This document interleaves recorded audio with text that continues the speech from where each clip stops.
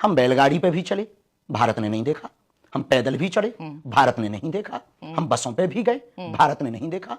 एक 250 रुपया के कुर्ता में हमने 10 साल गुजारे, ये भी भारत ने नहीं देखा। ये कहां सोया हुआ है हमारा भारत? एक इंसान ने एक कुर्ते में 10 साल बिता दिए। कितना जादुई करिश्माई वो रहा होगा कुर्ता, जो 10 साल तक अपना साइज बढ़ाता रहा, अर्थात आकार बढ़ाता रहा। वो चमत्कारिक कुर्ता कितना अद्भुत रहा होगा, जिसको शास्त्री जी 10 साल तक एक कुर्ते के द्वारा गुजारते रहे। वो किस प्रकार मिला होगा? अवश्य वो सिद्धि के द्वारा ही ऐसा कुर्ता प्राप्त हो सकता है। कैंसर हॉस्पिटल के लिए एक एक ईंट जोड़ रहे हैं, वो भारत नहीं देख रहा। कैंसर हॉस्पिटल के लिए प्रत्येक व्यक्ति से ईंट मांग रहे हैं। जो मंदिर के लिए हमने, अयोध्या मंदिर के लिए एक एक ईंट, क्योंकि वो मंदिर था, मंदिर के लिए एक एक ईंट मांगना तो सनातनी कार्य है, पर अस्पताल के लिए एक एक ईंट मांगना, यह किसी भी वेद शास्त्र में किसी भी साधु सन्यासी के लिए नहीं कहा गया है, ना ही इस प्रकार की कोई आज्ञा दी गई है। इंसान उस अस्पताल से हार जाता है, तब वो मंदिर पे आता है। मंदिर का अर्थ यह मन का द्वार। ये शरीर से हटके मन की बात होती है, भीतर की बात होती है, इसलिए वो मंदिर होता है। और अस्पताल से आदमी जब नहीं कुछ प्राप्त कर पाता है, तब वो मंदिर से प्राप्त करता है। और आपके स्थान पर भी लोगों ने इसीलिए आना चालू किया था कि आपके पर्चा बनाने की जो क्रिया, कि आप नाम बता देंगे, पता बता देंगे, नोट का नंबर और इत्यादि चीज बताएंगे, इस क्रिया के द्वारा आना चालू किया। और बागेश्वर धाम की उस ऊर्जा की तरफ आपने मोड़ दिया कि पहले जो शक्ति आप अपने में करते थे, वो ऊर्जा शक्ति आपने वहां से, जब भीड़ आने लगी तो वहां से सही हो, और आप स्वयं को साधु और सन्यासी के नाम से पुकारवाने लगे। जनता आपको साधु और सन्यासी कहने लगी। साधु की डेफिनेशन कुछ नहीं, साधुता अंदर से आती है, ना कि बाहर से। बहुत सुंदर बात कही, बहुत सुंदर।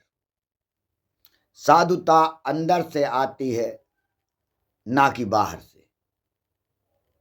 अब वो साधुता क्या है, इसके लिए ही आप जिस चीजों के लिए जाने माने जाते हैं, पुराणों का वर्णन करने के लिए, गीता पाठ के लिए, तो उनमें साधु का क्या अर्थ दिखा है?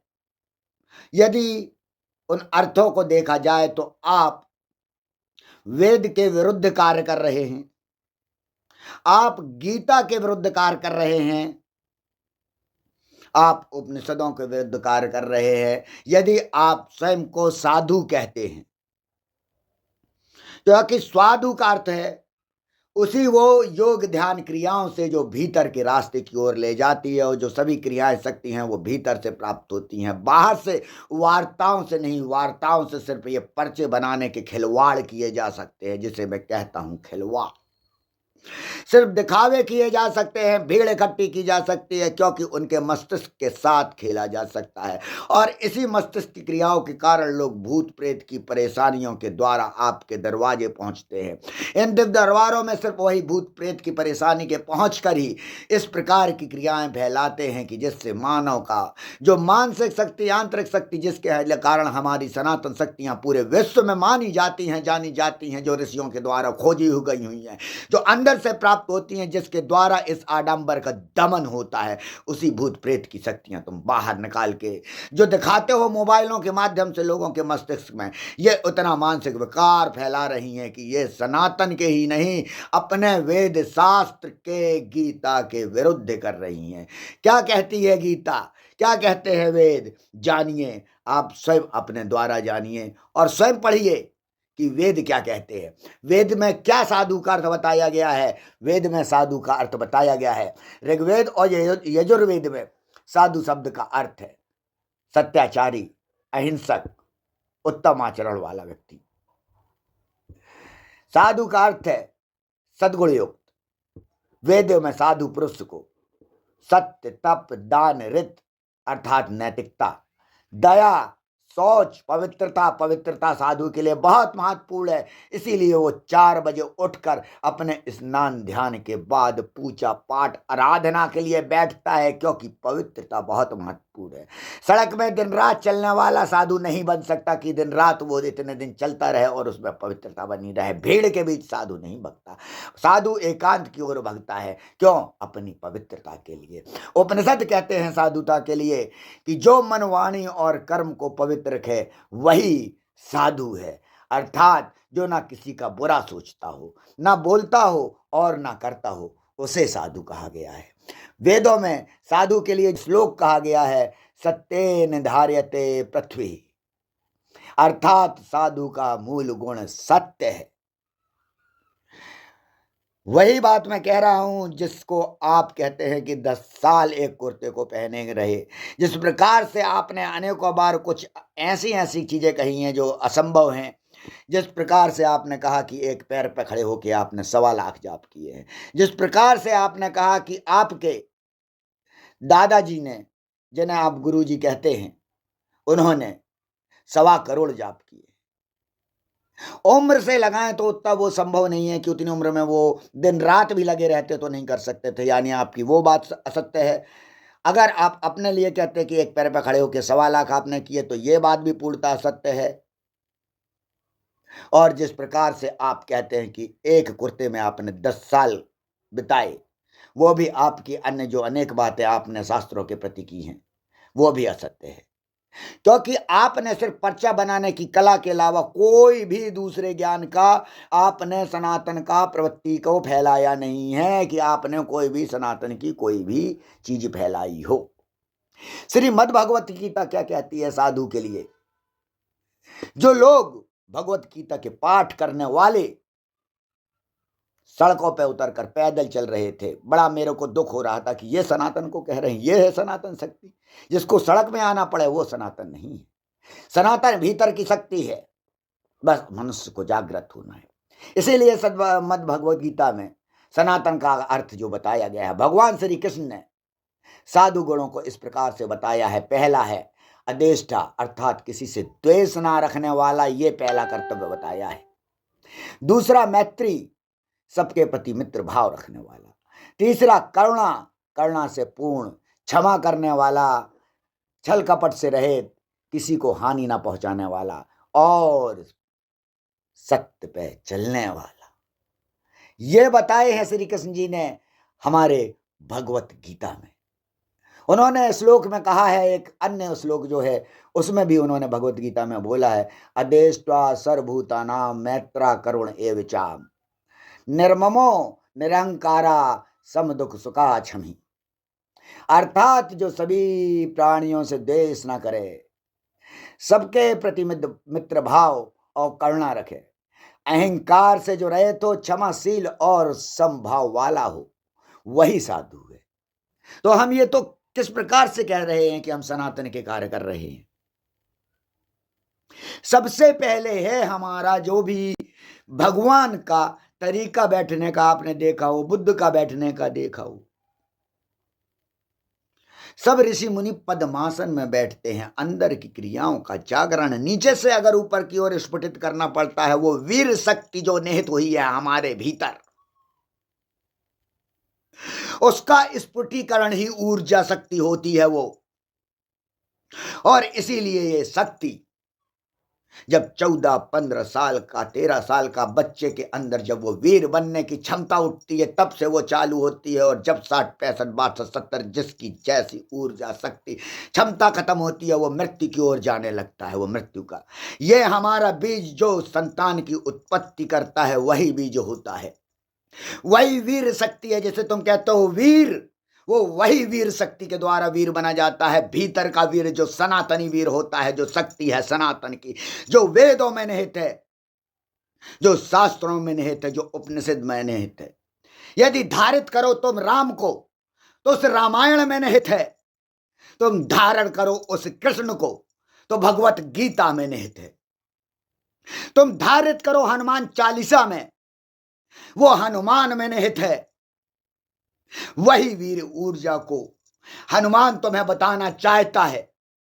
कुछ उस वीर ऊर्जा को ऊपर जब तक नहीं उठाओगे तुम कभी महावीर नहीं बन सकते, तुम कभी बुद्ध नहीं बन सकते। यदि तुम्हें महावीर बनना है, तुम्हें बुद्ध बनना है, तुम्हें कृष्ण बनना है, तुम्हें राम बनना है, तुम्हें उस ऊर्जा को ऊपर उठाना पड़ेगा। वो ऊर्जा बाहर से नहीं होती है। बाहर से जो हमारी इंद्रियां हैं, इसके द्वारा तो उनका सिर्फ ह्रास होता है, ह्रास अर्थात क्षति। जो सनातन की शक्तियां हैं वो भीतर की हैं। आप कोई भी शास्त्र उठा लें, कोई भी वेद उठा लें, कोई भी उपनिषद उठा लें, सब में ऊर्जाएं भीतर की उठा के ऊपर ऊपर लाना है आपको, बस ऊपर की ओर, नेत्रों के बीच। हमें वो सनातनी बनाना है। वेदों के द्वारा वही राम को बनाया गया, वही रावण को बनाया गया, वो आंतरिक शक्ति ऊपर उठाने के लिए। और इन्हीं ऊर्जाओं के द्वारा वो दोनों ने वेदों का पाठ किया था। हमारे देवी देवताओं को वेदों का पाठ किया जाता था, ऋषि मुनियों को वेद पाठ कराया जाता था, राजा के पुरुषों को वेद पाठ कराया जाता था। नहीं थी उस समय ये कि सरल सामान्य व्यक्ति को, जो निचले लोग हैं उनको वेद पाठ किया सके।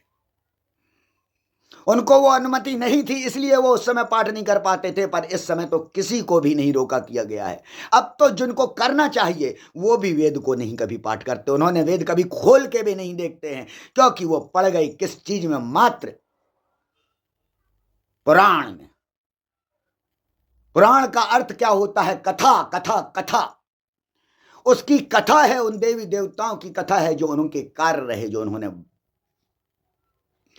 इस पृथ्वी के, इस मानव जाति के लिए अनेक कार्य किए। तो वो कथाएं हैं पुराणों में। तो पुराणों की जो कथाएं हैं वो सुनाने के लिए हैं, जगाने के लिए हैं, जिंदगी भर जगाते रहने के लिए नहीं। उसके बाद, जगने के बाद ऊर्जा को संग्रहित करके आप ऊपर लाना है और सब सनातनी को वैसा ही बनना है जिस प्रकार से हमारे राम थे, जिस प्रकार से हमारे कृष्ण थे, जिस प्रकार से हमारे ऋषि मुनि हुए। आंतरिक शक्ति ऊपर उठेगी। इन आडंबरों से कुछ नहीं होने वाला। योग शक्ति की वो बात करते हैं जिन्होंने कभी भीतर झांका ही नहीं, अंदर की दुनिया को जाना ही नहीं।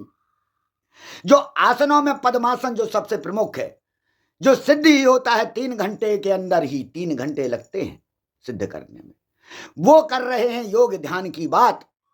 जो उस आसन में बैठ भी नहीं सकते हैं, मैं साफ साफ कहता हूं, आए सामने, तुम योग ध्यान की बात करते हो, तुम आसन में ही नहीं बैठ सकते। शीर्ष आसन तुम कितनी देर लगा सकते हो, तुम आसनों की बात करते हो। यदि अध्यापक को ही वो चीज नहीं आएगी तो कैसे उस प्रकार के छात्र उत्पन्न कर पाएगा, कैसे वो शक्ति को ला पाएगा? बस यही विचार कर मैंने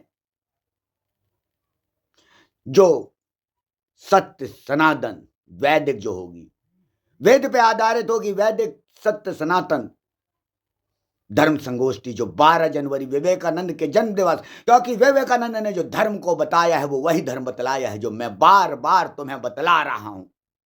पढ़ो जरा उस विवेकानंद को, उसने धर्म को कैसे परिभाषित किया, उसने बचाने की कोशिश की। उस समय उठाया हमारे धर्म को ऊपर और मस्तिष्क तक लाया, और उस समय के जो नए युवक थे वो उस धर्म को ऊपर से नीचे लाए और पुनः उसको एकत्रित करके नीचे से ऊपर की ओर उठाया, उस धर्म को लगाने के लिए, उस धर्म को उठाने के लिए, उस सनातन तक पहुंचने के लिए कि जिसका आदि ना अंत है।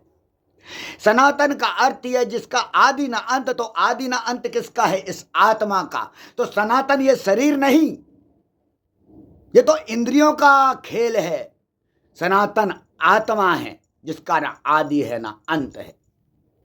और जब तक तुम सनातन को जान ही नहीं सकते, जब तक तुम आत्मा को नहीं जानोगे, क्योंकि सनातन तो आत्मा है। वो तुम शरीरों की बात कर रहे हो। ये शरीर माध्यम है। जिस प्रकार से मंदिर माध्यम होता है उस देवी शक्ति तक पहुंचने के लिए, उस देव शक्ति तक पहुंचने के लिए, उस ऊर्जा तक पहुंचने के लिए। और यह हमारी गलती हो जाती है कि हम भीड़ देखकर और कुछ अज्ञानियों के झूठ बोलने के कारण उस स्थान पर भीड़ लगाने लगते हैं कि उस स्थान पर कष्ट हमारे दूर होते हैं। वो कष्ट माध्यम होता है। उस ऊर्जा शक्ति तुम्हारी भीतर की उत्पन्न करने के लिए उस गुरु का कार्य होता है, जो उस ऊर्जा शक्ति के पास बैठ रहा है, कि वो तुम्हारी ऊर्जा शक्ति को ऊपर लाए और तुम्हें अद्भुत बनाए। ये नहीं होता है कि तुम्हें डर के कारण और नीचे दबाए और तुम्हें सड़क में चलवाए। सड़क में चलवाना ये योगी ध्यानियों के काम नहीं है, ये साधु सन्यासियों के काम हो ही नहीं सकते। साधु का काम है साधुत्व। उस साधुत्व की शक्ति से, वो अंतर की शक्ति से, अपने देवी देवताओं की शक्ति से। क्या साधु अपने रोग दोष के लिए अस्पताल जाता, हॉस्पिटल जाता है? और यदि साधु अपने को कहने वाला ही हॉस्पिटल खुलाए तो ये सनातन के विरुद्ध कार्य है। बिल्कुल अस्पताल खुलाना अच्छी बात है, लेकिन किसी साधु सन्यासी द्वारा अस्पताल का खुलाना ये सनातन के विरुद्ध है। हर व्यक्ति के कार्य अलग अलग बटे हुए हैं। जिस प्रकार से मैं कहता हूं शादी कराना भी ये साधु का कार्य नहीं, बहुत पुण्य का कार्य है, परंतु ये सामाजिक कार्य है। अस्पताल बनाना ये सरकार के कार्य है, सामाजिक संस्थाओं के कार्य है। तो आप ये अपने आप को घोषित कर रहे हो कि अब जो सब कर रहे हो ये सामाजिक संस्था के रूप में कर रहे हो, क्योंकि आप एक अब सामाजिक संस्था हो। सामाजिक संस्था माध्यम होती है उस ऊर्जा शक्ति को ऊपर लाने के लिए, ताकि वो झंडा फहर सके। वो ऊर्जा शक्ति का, वो स्वास्थ्य का झंडा, वो ओम का झंडा, जिस ओम को स्वयं शिव ध्यान करते हैं। ओम नमः शिवाय। ओम शिवाय नमः नहीं है, ओम शिवाय नमः का अर्थ होता है कि हम शिव को नमस्कार करते हैं। ओम नमः शिवाय का अर्थ है कि शिव भी उस ओम को नमस्कार करते हैं, उस आदि शक्ति को नमस्कार करते हैं।